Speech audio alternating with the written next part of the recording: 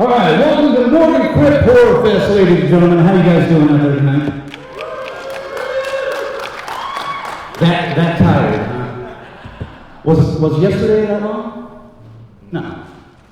I'm Redcranke. This is Zigzag from Death Curse Society. C-Phase is over there monitoring the technical stuff. Are you on? You can hear us out there, right? Thanks for coming out. Hey, after this panel, at about 2 o'clock, we're going to be doing our game show, Curse Your Luck. Come on out, win some great prizes. It's a little game show right here on the stage. So, but you guys aren't here for that yet. No. We have something. This is great. Equally as entertaining. This is epic. Yeah. Thanks for having us back, by the way. But let's get to it. You know him from directors of American Mary, Rabid, and of course the most recent Festival of the Living Dead. Give it up for the Soska Sisters, ladies and gentlemen. Come on in.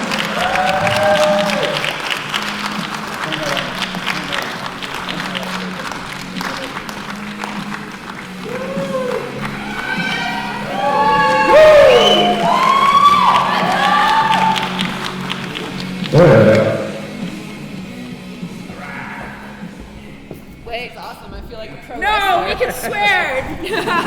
I always check the audience if there's an under 10-year-old. I'm like, elevator language. Be a pro. Oh wait, yeah, there is. Yeah. No, we're all right. Have you heard the F word before, though? I'm going to give you this mic and you both can share it. This will be your first one. All right. First off, I have these made for you guys, just so we don't get them mixed up. Okay, then who would you give that to? I'm going to give them both to you, and then you appropriately handle them, please. Yeah, what if they're dishonest, though? We could ask the audience, who do you feel is more Jen here? Yeah. Who's Jen? Is it here? No. Audience-wise. Is this Sylvia? All right. He says Sylvia. Yes, they know. The audience is smart. Jen and Sylvia. All right. We're set. Y'all are good. You guys aren't fucking Y'all are with us, good. We would never do that. They would. Yes. That's a different story. So welcome to New Mexico. Thank you kindly for having us. Yeah. Everybody's really nice here. It's such a good vibe. And like every foreigner, we love Breaking Bad. Do you guys get tired of people coming in and being like, I love Breaking Bad. Can I see the house? Yeah. Can I see the house? You can, but the owner of the house, I've heard, is very prickly. Yes. So Oh, that would be close. a great live stream though, right? Yeah. What if we brought her like a gift, like a 50? And we're like, Madam, I just want a photo in front of the house, please. I'd do it. I've come from Britain, please. This is very important. I would recommend doing it from across the street, honestly. So. Copy that. Yeah. Hi, Deadpool. There's a Deadpool. Yeah. Yeah! The Deadpool. That's What do you mean, the a Deadpool? You know what? Oh, you got him! He got him! You finally killed Oh, him! you guys killed him! Finally! The age-old question, who would win? Ziggy, get him started here. All right, let's do this. So you guys got your first look into horror with Poltergeist. We know this is public knowledge, but what we want to know is what was the next step after Poltergeist? Where did you go from there? Well, before Netflix, you'd go into the horror section and you'd look at the back of boxes. Once my mom explained that prosthetics and monster makers were a thing and it was all fake, I was obsessed with finding like Hellraiser or the House movies or anything that looked horrible and disgusting on the box. That's where we hunted. Nice. We saw Hellraiser, which my mom did not want us to see because How old? 12. Yes. There's a lot of confusing themes, like pain being pleasure. I was like, I don't understand this movie. My mom's like, because she always said, if you don't understand, ask me. And she's like, that's a complicated one. I will say, I realized later in life that my first horror movie was Altered States. Yeah. Wow. And I used to think it was a nightmare I had Wow. as a child. And then I was at our late great friend's memorial, Dick Smith, and he had worked on it. And then I started to see images of my nightmare on screen. And it was like altered states, and then it was like all the repressed memories came back. In Poltergeist, I forgot the face peeling thing too. My brain just said, shh, too young. I was going to ask you, so that's like, this would get you, Hellraiser would definitely get you on the path to the body horror type stuff. And Altered States, yes, God, yes. Man, that one is intense, the end of that one. Yeah, well, the funny thing about body horror is we weren't allowed to watch those kinds of horror movies. So our first Cronenberg movies, we snuck. Nice. We snuck Shivers because who would let their child watch that? Ever? No? Okay, just checking. Hey, gotta raise him right, you know. I'm gonna call him. Yeah. I'm gonna call him out every time, I think. Well, Dead Hooker in a Trunk, your first feature, gave the world a taste of things to come. Yeah. Thank you, one guy. Thank you. Dead Hooker in a Trunk. There is coffee in the lobby. I mean, The great children's movie, Dead Hooker in a Trunk. Thank you. I came up with that after seeing Hobo with a Shotgun because I didn't know that there was a contest. Because I was like, Jason Eisner's from Canada. A little Canadian was permitted to win a Tarantino and Robert Rodriguez contest. Yeah. So after seeing that film for like the billionth time, Grindhouse played back-to-back in Canada, I was like, Dead Hooker in a Trunk. And she's like, what are you talking about? I'm like, I'm going to make an independent film called Dead Hooker in a Trunk. What happens in it? I don't know. But there will have to be a Dead Hooker in the Trunk eventually or someone's going to get mad. Right. And also, for all you people who have like underdog stories, we did that movie as an FU to the film school that we went to because we had a very large tuition, and then we get $250 to make a short film. And then for graduation, they're like, oh, we don't have enough money, twins, just go with another group. And we're like, go with another group? We're gonna make our own thing, and it's gonna be called Dead Hooker in a Trunk, and there was a list of everything that was too inappropriate to be in the film school projects, but this wasn't a film school project. We were paying for it ourselves, so we put everything in there, and then we put bestiality and necrophilia in there because that should have been on the list and they forgot. They were on the list after. And then we showed it dead last at graduation. We're like, we made this ourselves. Can we show you? And they're like, sure. And then half the audience walked out, and the other half was cheering so loud you couldn't even hear how disgusting the dialogue was. They're like, play it again! And then somebody was like, so when can I see the feature? Because we just made like a fake trailer. And we're like, we did what we did a few times. We lied. Yeah. And It only counts if you lie in the film business, if you can't pull off the lie. Yeah. yeah. That's a good point. Yeah. Well, did you ever hear any feedback Yeah. from anybody that was a part of that pulling that funding from you Right. on that film? Yes, even though we had a terrible time in film school, and us like Kevin Smith say, don't go to film school, just make a film. Especially, be a YouTube star. Do you know how much some of those people make? Oh my goodness! Do you like playing video games? Kids, do you like opening packages? Like, you have no idea. Did you know you can get paid to sleep? If you're a lady, you can sleep, and you don't have to wear anything uncomfortable. You can just sleep, and people will pay to watch it. We've had this podcast for about 8 years. I think we made about 57 cents. You know what I mean? So See, it's lucrative. Guys, anybody can do it! But that film 59 school, cents. I stand corrected. but the film school that we really never said anything nice about gushes about us. And they're like, we discovered them, we supported them, we love them. The Soska Sisters come to our school. That's where they came from. That's what You happened. could be the next ones. You're on the billboard. Like, Guys, by the way, if you have any questions, just start forming a line right here down the middle, right behind this camera, and we'll get to your questions here in a moment. Don't rush or anything. Don't knock everybody over to get there. But oh, there's got to be some questions now. Come on.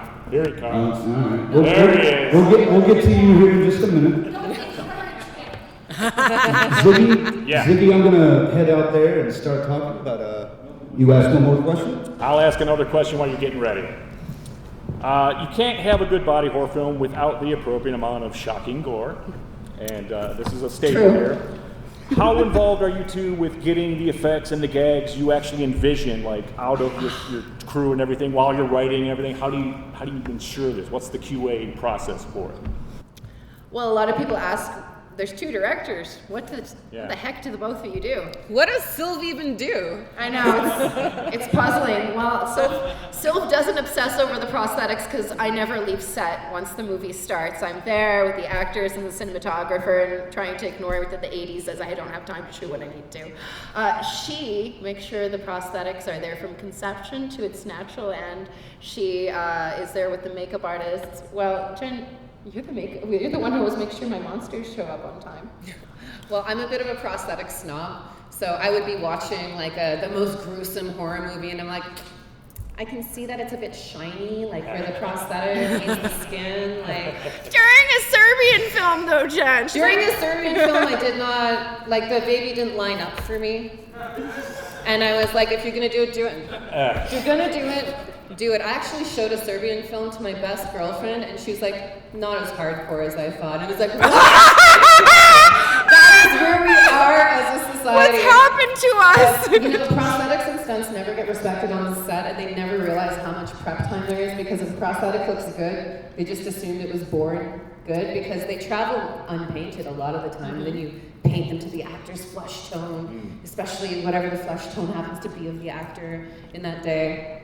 And yeah, I'm there from the beginning to end, because if I see one bad gag can ruin a great movie. 100% agree. Do you have like a regular crew you like to use for your different movies, different projects, or is there like a list that you have to go to? We've worked with Masters Effects, who've been sensational, and right now, I don't know if you guys are friends of Astron 6 or Steve Kostansky. If you're not, you should be, because he's effing amazing. Even though he is a very talented director of his own, we aren't forcing him to do our prosthetics in our upcoming television series that we're working on. Great. All right, so I have Grizzly here from Albuquerque. He has a question for you. Grizzly? Sup? What is it, afternoon now? I'm going to reach back to your elevator days. Yes. Yes! Your nightmare begins now. And I loved the show. I was always wondering, was there a particular stunt or something you put the contestants through that's either stuck with you, and if so, what was it, and why? That's good. Oh, that's really good. I would say for me, there are a lot of contestants I hated on Elevator. Like, She acted like it was her money. that was my money. I thought if I protected it, the show would have more money to go on forever. Because money that doesn't go to the contestants, guess what, goes back into Elevator. So it was my money. And some of them were just stupid and annoying. But there was one lady who was a single mother. And she was the sweetest, like, saintly woman ever. The contestants, each level, it gets harder. And she went third. And before you come onto Elevator, you have to write a list of your phobias. And she was afraid of snakes. Oh. So she had the snapping snakes in her level, and I was so upset because I'm like, I know it's great television, but I don't hate this one. I don't hate this one. Is that wrong of me to not hate this one? That's funny because, like, usually you're the one who's the more sadistic because everybody on the crew, because we had a guy in a prosthetic, like, snake suit. He'd been in makeup for 6 hours. We're like, oh, get her on the third floor, get her on the third floor. We have so many snakes there, we have so many snakes there. And when it landed on her, we were like, yes! For me, was when we came in as hosts and they made us do a lot of the traps ourselves. And they had the In Chain Asylum where it's the straitjacket with the chains. And we're just meeting everybody and we're like, oh, this is so cute. We're hosting the show. This is so nice. And then they go, no, you're going to go in it. And I'm like, oh, when? They're like, right now. I'm like, oh. You and your sister are going to do it. We'll see how good you guys are. I'm like, oh, okay. So I go in the straitjacket and they put the mask on and they start chaining me down. And Jen's there with the walkie-talkie. And it's... We made it in record time, and they had to put the little flags on them so they knew where to pull. And that episode actually was the pilot episode, so those were actors, and they failed every time. And then they were like, reshoot it, so they won. And I'm like, oh, what? And they're like, it's the first episode, people want to know that they can win. And I'm like, oh, excuse me? I thought there was game show law, and there is game show law. You cannot misspeak one word of the rules. Because you might, or even have a different tone. Yeah. Because you might be trying to, like, wink, wink, nudge, nudge, here's how you beat it. But I'll say I felt like a guy in Saw, because like when the mask was off and I got out and they're like, you won in 2 minutes, I was like, oh gosh, this is gonna be a job, eh? You are dead on with the rules of game shows because we do a game show. We're doing one here after this, and At 2 o'clock. yes, everybody sign up. But we want part of the game is you might win it's like a weapon, an axe, a mask, or something. But it's you know what I mean. But we made the mistake of not saying these are not actual prizes. We don't have the millions of dollars it would take to acquire these artifacts of horror history. And there was somebody that kind of misunderstood, thought they were getting like a shopping cart full of machetes, hockey masks, Michael Myers mask, chainsaw. Yeah, so you're dead on with the rules. You always have to be really specific. We still get messages from people who think we killed people in the elevator. Because that was the official stance of the game show. It's like, what do we say? Because people are asking if these people are dead, what happens? And like, say they did, and like, say they died? Isn't that illegal? Yeah. And also on elevator, you had to sign away that you could die, and then they're like, you could die and you can't sue them. They told us they can sue us, obviously, for anything. You can't legally sign your rights away, but we're tricking them into thinking they are. And I'm like, is this legal? Is this how all of Hollywood runs? Welcome to Hollywood! Walking the line. Yeah, they can't sue the studio, but they can sue you. Yeah. That's how that works. Watch out. That's why she needed the extra money. All right, we got Robert here from Albuquerque. Hey. Nice to meet you all. Nice to meet you all. Oh, pleasure. That's cool. Oh yeah, he's very, very happy about that. So I just wanted to know, since we have a Camp Crystal Lake TV show coming, a Pennywise TV show coming, and you all are involved in television as well. What do you think, as a creator and also from like a viewer standpoint, why so many horror properties are now going to television?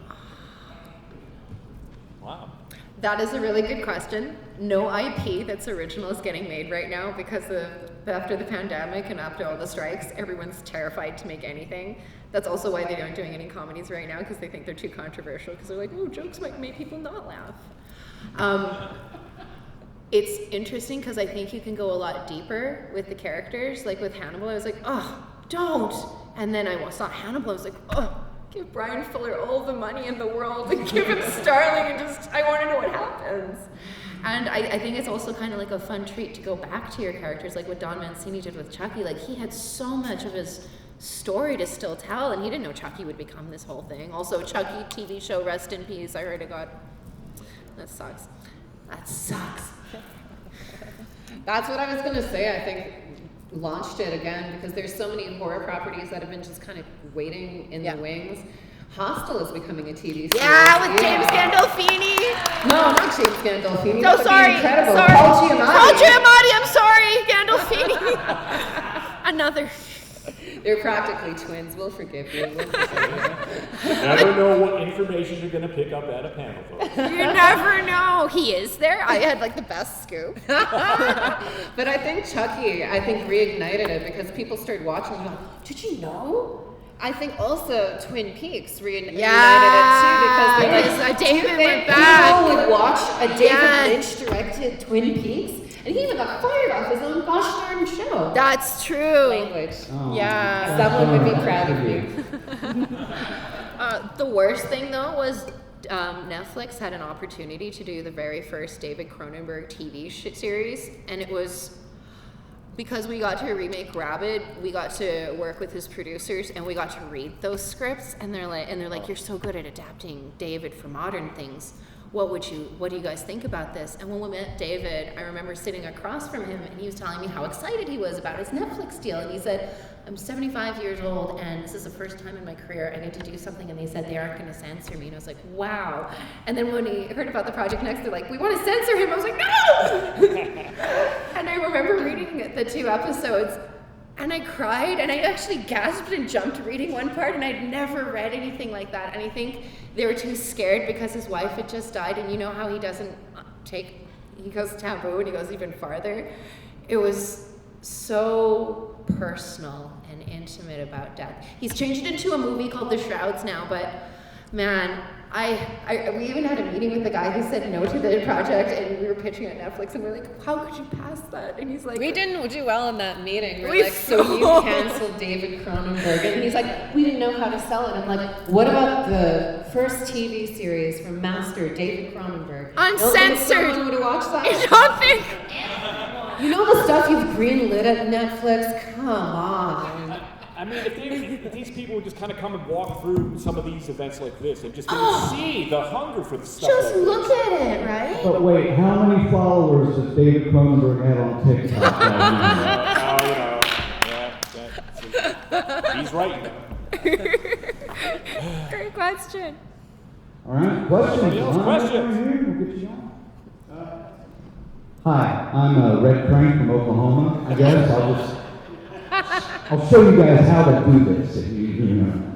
I'm Redcranke from Oklahoma. In every good body horror involves a lot of gore, and you guys have, clearly done that. There's Rabbit right behind you. So. That was the censored image. I remember we got in trouble on Twitter because they didn't like the prosthetic. It was beautiful, Masters of Effects. I have that saved somewhere. Oh, I saw that, yes. thank you. That's wild. That's a good effect. I also thought, like, why can't you put that on? Some people have had horribly disfiguring accidents, and that's just their life. You can't be like, I don't like how your face looks. Banned from Twitter. Ziggy, where were you with that graphic last night at 3 in the morning when I was working on Yeah, this? it's on another terabyte hard drive somewhere. I have it, I just don't know where the fuck it is. Anyway, how involved are you in the final effects on the movies you direct when it comes to the gore and the design and everything, as opposed to how you write them on the page? We're so lucky. We get so spoiled with the Masters Effects team. There's never any, what is it called when you don't get your vision? Compromise. There's no compromise on the vision. I Xaviered it. I just passed it telepathically. Thank you, my friend, for twitting. For example, we didn't have a lot of money to make American Mary, and I remember I was really bummed because I was trying to figure out how to shoot the Dr. Grant scene because it needs a puppet and a full prosthetic, and that's 6 figures, which we didn't have. And Todd comes over to me and he goes, what's going on with the scene? And I was like, I'm just trying to storyboard this and hide this. And he's like, why do you want to hide everything? I was like, because I can't shoot it. And he's like, don't worry about it, just storyboard it however you want to do it.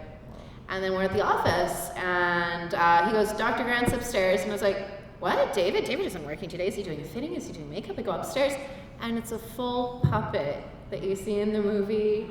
They were like, yeah, it only cost whatever, and they made sure that it happened. They made sure that they figured out how to move things around. They're like, we had a dummy, and we repurposed it so it looked like the guy. We did a little face cast, and it was like, when you work with people who care about what they do, you get like such a higher level. Like everybody who did the Rabid remake loved David Cronenberg, and we knew what was there. And in his original Rabid, he just got a little tentacle, and we're like, we're gonna do a tentacle. Its voice even comes from Paula Fairfield, who won an Emmy for doing the sound of Game of Thrones. So she created this little like voice that it like kind of screeches when it comes like. You work with people who love this stuff, like y'all, and the type of work people put out, it's like crazy. I will say, I had a misunderstanding when we were hired for the WWE. I stopped watching.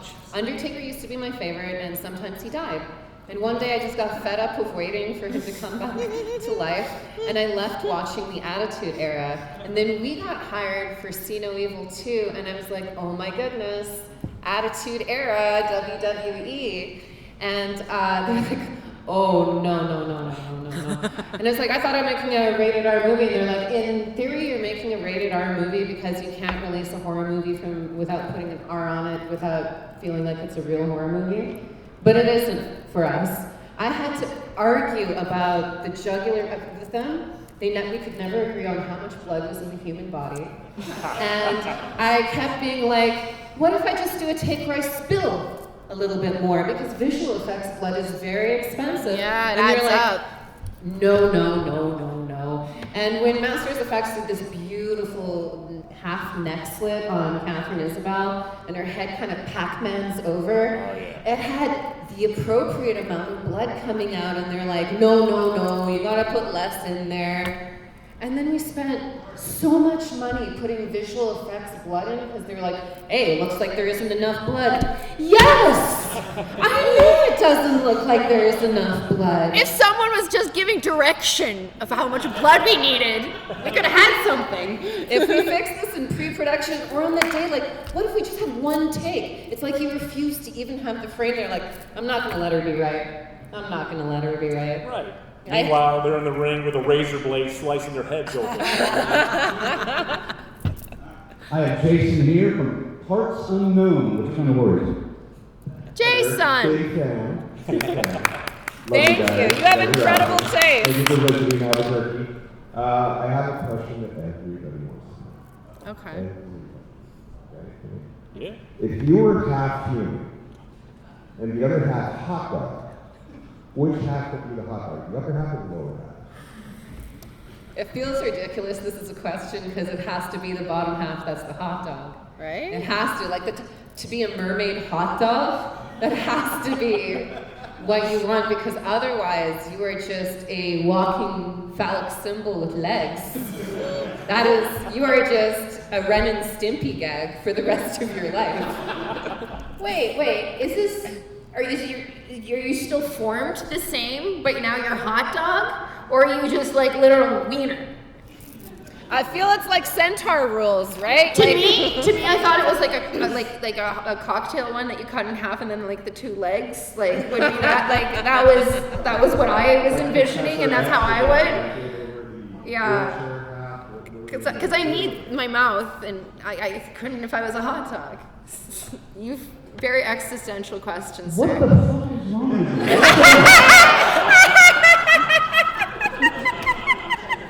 All right.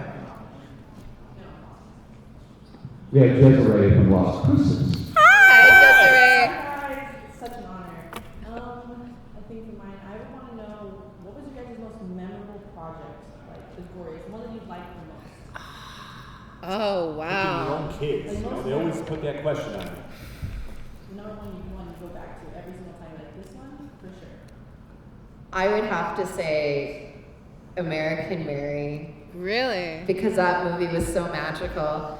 And I don't want to spoil the end of the movie for anybody who hasn't seen it, but we were being kicked out of the location during the last scene where she is crawling against the ground and has the final scene.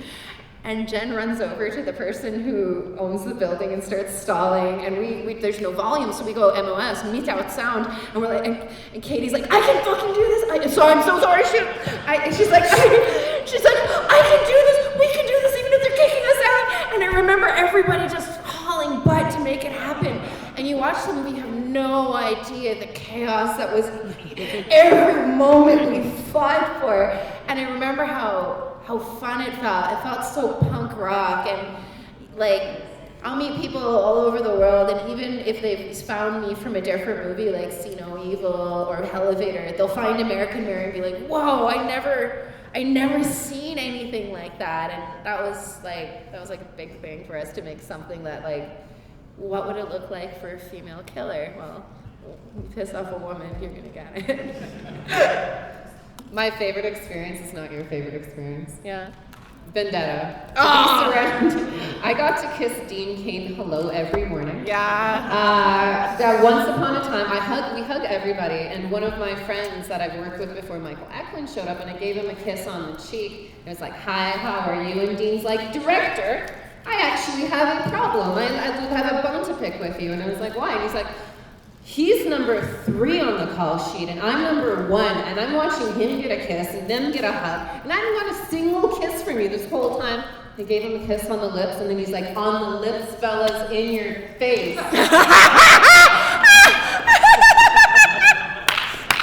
And despite the movies I make, I have a very boring love life, so if I can kiss Dean Cain twice a day, that's 30 kisses. I am good. Also, having all those guys be like, like, yes ma'am, because it runs like an army, and you're like, Big Show, can you come here? Yes ma'am. And I'm like, okay, come here, giant dragon man. And my gosh, when it's all guys, it's such an alpha environment. There is not a complaint about like, we gotta do this fight scene again, yeah. And I'm like, you gotta be in pain. And like, no, I don't feel pain. I am a man. It was amazing. It was the best feeling to be like in a men's prison for a summer. And it was like, you know, when it's hot, maybe you should take your shirt off for this scene. You know, just so you're comfortable. And they're like, oh, thank you. I'm like, yes. So that was definitely my favorite experience. And that's why we have HR on sets now. Well, I'm suddenly way more jealous of Dean Cain than I ever was. Man, what's up with that? All right, we have Dustin here from Albuquerque. Come on. Hi. As you know, we did earlier. Yes. I was a fan of your elevator because I didn't see your films. I gotta say, of course, first of all, Dirty Kisses, that's quite a record. I assume you were kind of tired of that, right? Nope. I am looking forward to working with Mr. Cain again, and I hope he remembers the arrangements. So, I was wondering, any kind of horror films out there, do you feel like you should, like, they make your image? What kind of horror movies do you think you should do? Like originals like Friday the 13th? Oh, franchises? Yeah, those kind of things. Or like you feel like they need to be more like your style. The Soska touch. So once upon a time, because I think every director did, we pitched for Hellraiser. Hellraiser has a really special place in our heart, but what most people don't know is we're friends with the Cenobite. So Nicholas and Barbie, they're some of our dearest friends. We have Soska Cenobite breakfast every time we hang. So we got this really great pitch for Hellraiser, and we would hire all of the other actors, and they would also be in the movie because you can't have Hellraiser at the OGs. And it was such a cool pitch because it was done in a way that I've never seen done before. One day my Hellraiser will come, but like there's things that like made you as an artist, and then you're like, oh, what would I do if I could touch Hellraiser? Or American Psycho, I would adapt it exactly like the book because you can do that now, right? And then in like 5 years, people will be like, that was tame. You guys would be impressed by the movies we haven't made. I would say that you think our movies are good, you should have heard the things that just never happened. And the projects that I pitched for, big time. Big time jobs that I lost out on. I think there's a place for every kind of horror. Absolutely. I would say that one franchise that I really, really, really want to do is Nightmare on Elm Street. Yes. I don't know if you guys know about sleep paralysis, but there is a Hat Man. How is that not Freddy? Okay, and when the idea is stolen by you guys, Blumhouse, you will know that it came from me. It wouldn't be the first great idea stolen by a studio, but that's okay. That's flattering, right? I was just at a haunted asylum in Michigan that the Hat Man, they have pictures. No! I swear to God, it's called Eloise. It's a real haunted asylum. Well, I believe the Hat Man exists. I just don't, like, I have a friend that she was like, you know, when you go to sleep and you see the Hat Man standing at the end of your bed, I'm like, what? And she's like, you know, every night the Hat Man stands at the end of your bed. I was like, girl, that don't happen to everybody. I remember she told me, like, you know, every kid sees the Hat Man, and then your mom tells you, hey, get out of here, and he leaves, right? I'm like, no, dude! That's some poltergeist stuff. Anyways, you were saying. There's a movie. Yes. Right? Well, if anyone could remake these movies into like, you know, actual horror masterpieces for YouTube. I mean, after all, you're not called the Terror Twins for nothing. Thank you very much. From your lips to the studio's ears. Anybody else for a question out here?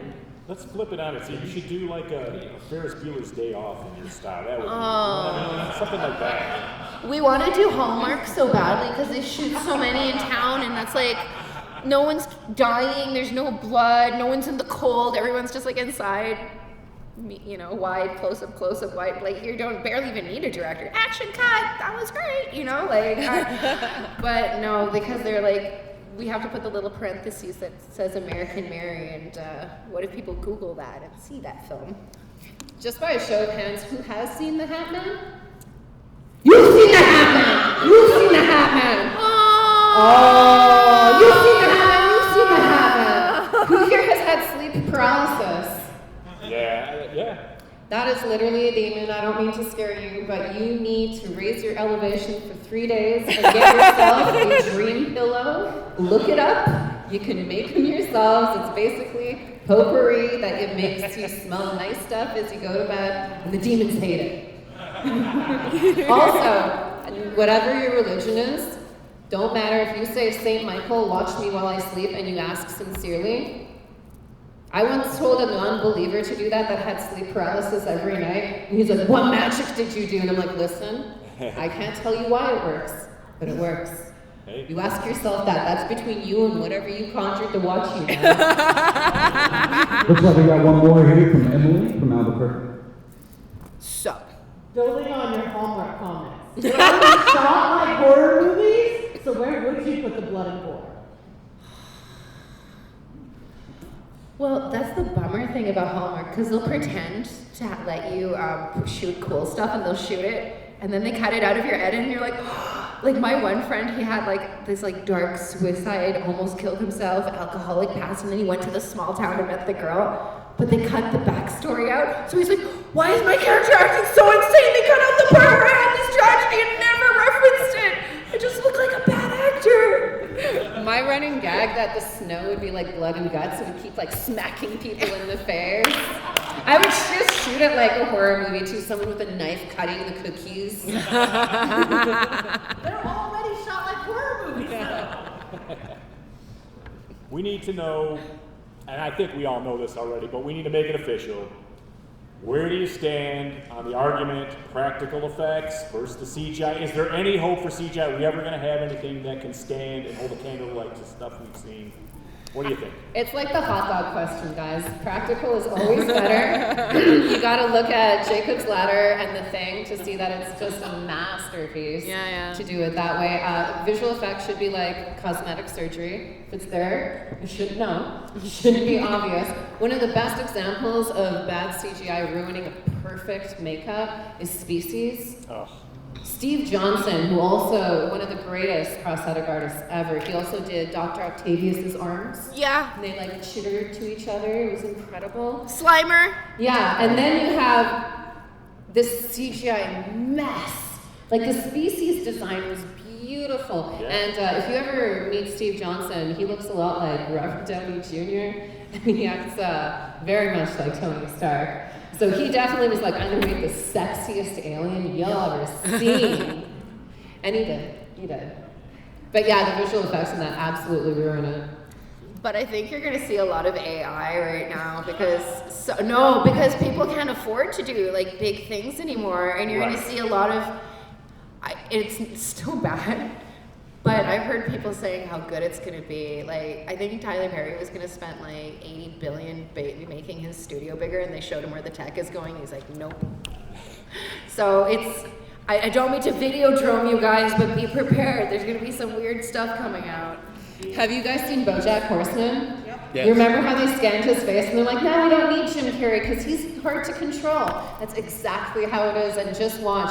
My greatest fear is that the way we make movies will not be a thing of the future because actors are like, I'm cold, or oh, I was traumatized by being in the movie, and they'll be like, well, it's inhumane to put an actor in. I'm like, no, they're not humans, they're actors. They're actors. They're paid so much they can be like, oh, I'm cold when it's supposed to be warm.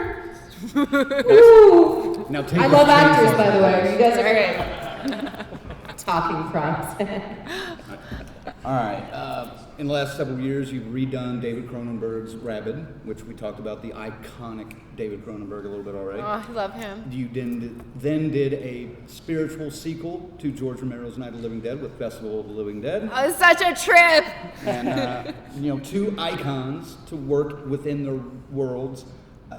What was the approach to tackling those topics and those universes, knowing rabid sense of the fans out there. No pun intended.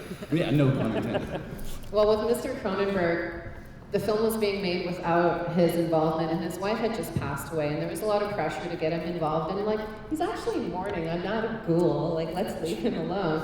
And it occurred to me that they were making this film with or without his consent. I'm like, I have to protect it, because I don't want Mr. Cronenberg to come out of mourning and be like, oh, they made a sequel to my movie, and be like, what is this?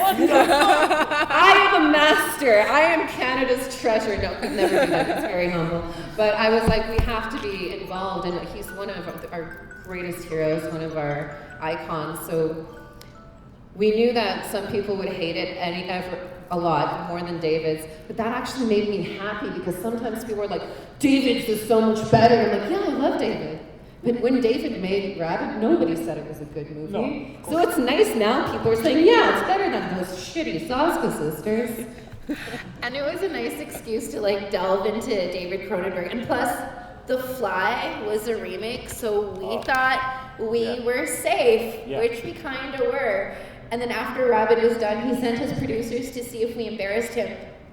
We didn't! And then we got to be friends, so we were really excited about that. But over lunch, we realized that he had watched American Mary, so we could have had lunch at any time, and we're like, oh, we did all of this to get closer to you for this lunch. Oops. And for Romero, he can't make another one, right? No.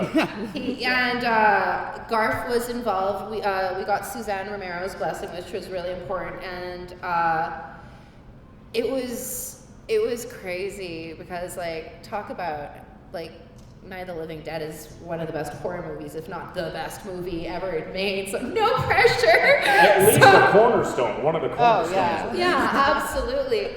But the script was so good, and we hadn't written it, but the ladies that had were hardcore fans, and it's very similar to the beats of Night of the Living Dead. And we're like, oh, this is so smart and clever.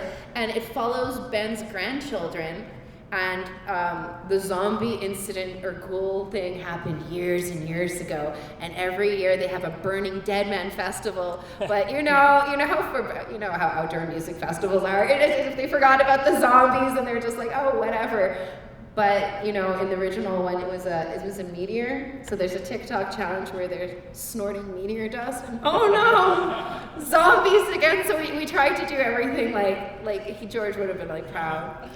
We had an argument over zombies running. There are zombies that were biters. These were the Romero ones, and then there were snorters. These were the ones that snorted the stuff and then bit other people, and they would become biters, not snorters, because they said some of them have to be running, and I'm like, no biter will ever run. Only a snorter can run. And it's like a biohazard in Resident Evil. You see one, it sees you, it comes for you, you're like, oh shit. That is how we differentiate them. So if you ever watch the movie, the ones with blue stuff leaking out of their nostrils, classy guys. Don't do drugs, because actually Festival of the Living Dead has a very strong don't do drugs message. Yes, it does. Especially with people you don't really know. Oh yeah, because she takes mushrooms right before the zombie attack. Bad boyfriend. Don't worry if you're on the inside. Kevin, he gets it. No, he doesn't. Maybe he lives. Who knows? Who knows? He doesn't. I think I have one more question I want to ask. And every set of twins has a great story about some prank that they pulled in their past. I want to know which is each of your favorites. Knowing your personality. And knowing your personality, this has got to be ornery and devious as hell. So, I would hope. I'm a good person. Despite the most devious things we ever did was we'd switch classes because we preferred that class or whatever. It wasn't like, ooh, it's like, oh, can I get another biology in there? Or, hey, I'll direct your class today. I remember once I went in as you for a play. Oh, that's right. And everybody was fooled, except one person just stink-eyed me the whole time. And she went over and she's like, shh. And they're like, that's her. And she's like, no, it's not. Who is that? Who is that? And they're like, it's Sullivan. I'm like, no. You guys don't know she's different? And she looked at me like, immediately could tell it was me. Aw, that person actually knew me as a person. Sick. So Jen and I would audition against each other because we look the exact same. So if it's for that type of girl, we're both there. I never booked anything. Jen did every time. And one time, It's brave you can admit it. yeah. And one time, Jen was double booked on the same day, and so she sent me. And I was Battlestar Galactica. Yeah. Which is, by the way, a trip if you've never been on the set and there's a spaceship and everybody's talking to me like they know me and I'm like, oh, she gave me no character information about it. To be fair, I played a character, I doubled for a character named Callie, Yeah. and she had a baby. And the thing about this baby is it never stopped crying. And I would come in, I would get dressed up. I literally never worked a day because I would come onto set and they'd be like, holding the baby, trying to comfort it, put it in my arms, I freaks out. I'm like, I'm sorry about your baby. And then they'd be like, just go back to the trailer and just wait. So that's what I thought she was signing up for. So she lied to me, told me this whole baby thing. I'm like, oh, great. Everyone's like, you're gonna be working today. Finally, you're gonna be working today. And I was like, oh. And apparently it was my first like Action for Actors mini stunt day. The ship was gonna fall and I was gonna whack my head, and also I have no grace. I'm like, oh no. At one point they have me, the coordinators told me I'm there, the AD is there, and he's like, Jen. And I'm like, Sylvia? And he's like, no, Jen. I was like, oh, right, Jen. You had one job. Be me. I was supposed to be holding a baby and chilling in my trailer. Anyway, so that was really smooth of me. Beautiful, beautiful. Well, guys, Yes. thank you for joining us here tonight. Give it up one more time for the Soska Sisters. Stop by and visit, get an autograph. Yeah, Jen and Sylvia right there. We'll see them at their booth out there. And then give us about 30 minutes. Sign up with the QR code. Go ahead. You saw nothing. You saw nothing. What are you, a narc? No, keep doing your outro. Sorry about that. Oh, give it up for... No, I see what you guys are fucking done. No, I'm messing with nobody. Good try. Jen and Sylvia says everybody.